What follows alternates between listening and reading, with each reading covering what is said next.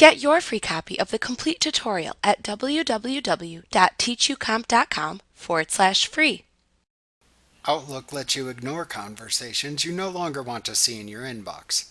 This helps when you are no longer part of an email conversation. This feature ignores new emails in a conversation, but doesn't ignore emails from the senders or other recipients. It only ignores future emails in the same conversation.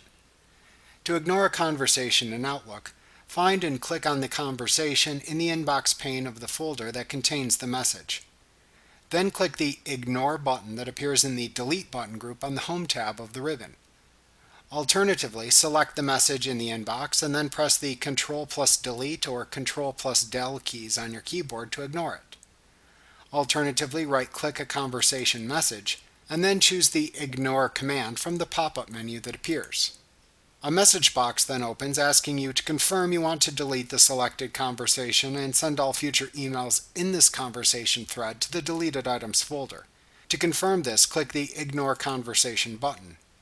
Note that in the future, you can open the Deleted Items folder to view the ignored emails in this conversation if needed.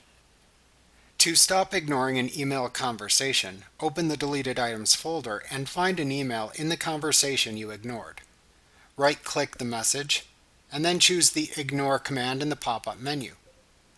Then click the Stop Ignoring Conversation button in the Stop Ignoring Conversation message box that appears to move the conversation's emails and any future conversation emails back into the inbox folder.